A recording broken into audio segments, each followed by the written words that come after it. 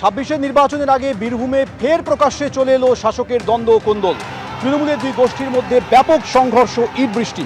কাজল ঘনিষ্ঠ ব্লক সভাপতির সঙ্গে অনুব্রত ঘনিষ্ঠ কার্যকরী ব্লক সভাপতির অনুগামীদের বিবাদ।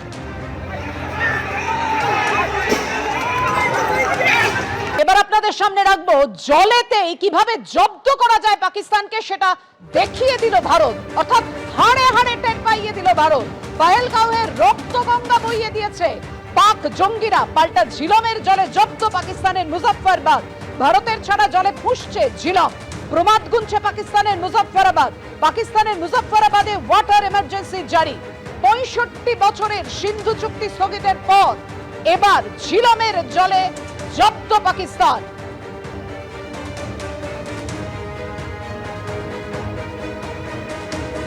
পাহেলগাঁওয়ের রক্তগঙ্গা বইয়ে দিয়েছে পাক জঙ্গিরা, পাল্টা ঝিলমের জলে জব্দ পাকিস্তানের মুজফ্ফরাবাদ।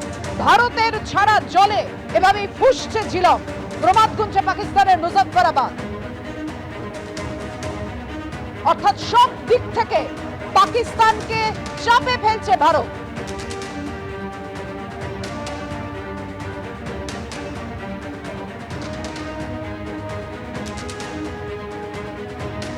কথা বলবো, আমাদের সঙ্গে রয়েছেন আমাদের প্রতিনিধি রাজশ্রী দত্ত। রাজশ্রী, একেবারেই দেখো সব দিক থেকে সামরিক কৌশল যেমন রয়েছে তেমন কূটনৈতিক কৌশল এবার একেবারে জলেতেই বিপদ চলে আসছে পাকিস্তানের কাছে। ভারত সেই কৌশলে নিল।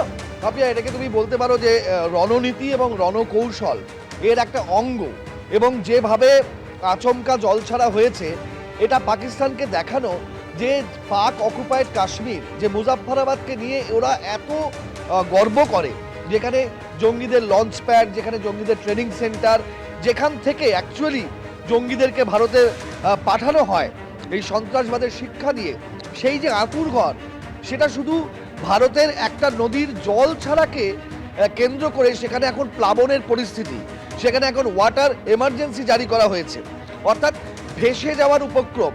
ভারত এটা দেখাতে চাইছে যে পাকিস্তান যে এত কথা বলে, এত হুমকি দেয়, এত হুঙ্কার দেয়, গোপনে আঘাত করে, চোরের মতন লুকিয়ে পেছন থেকে এসে গুলি করে মারে নিরীহ মানুষজনকে, এবং সেটা নিয়ে উল্লাস করে। কিন্তু ভারত এটা দেখাতে চাইছে যে সামান্য একটা নদীর জল ছেড়ে দিলে তোমরা ভেসে যাবে, তোমাদের সেই মিনিমাম ইনফ্রাস্ট্রাকচারটুকু নেই যে তোমরা একটা ঝিলম নদীর জলের থেকে বাঁচতে পারো। আমরা কোনো সেনাবাহিনী বানাচ্ছি না, আমরা এখনো কোনো প্রত্যাঘাতের পথে যাইনি, আমরা একটা অনন্তনাগের দিক থেকে নদীর জল ছেড়েছি, তাতে তোমাদের ওখানে জরুরি অবস্থা জারি হয়ে যাচ্ছে, তাতে পিওকে ভেসে যাওয়ার উপক্রম হচ্ছে। অর্থাৎ পিওকে যদি সত্যি সত্যি আমরা চাই যে সেটার ওপরে আমরা প্রত্যাঘাত হানব, তাহলে সেটা কোথায় যাবে? এই যে পাকিস্তান কতটা তুচ্ছ, কতটা নগণ্য শক্তির দিক থেকে এবং সামরিক দিক থেকে, কৌশলগত দিক থেকে, সেইটাই এটার একটা প্রমাণ বলতে পারো, এই রণকৌশলের একটা বার্তা বলতে পারো। একেবারেই, অর্থাৎ এইরকমই একটা রণকৌশল নিল ভারত পাকিস্তানকে চাপে ফেলতে, কোণঠাসা করতে। বুঝতেই পারছেন, এমার্জেন্সি জারি করা হয়েছে পাকিস্তানে মুজফ্ফরাবাদে, ওয়াটার এমার্জেন্সি। যে জল ছেড়েছে ভারত ঝিলমের জলে জব্দ পাকিস্তানের মুজফ্ফরাবাদ।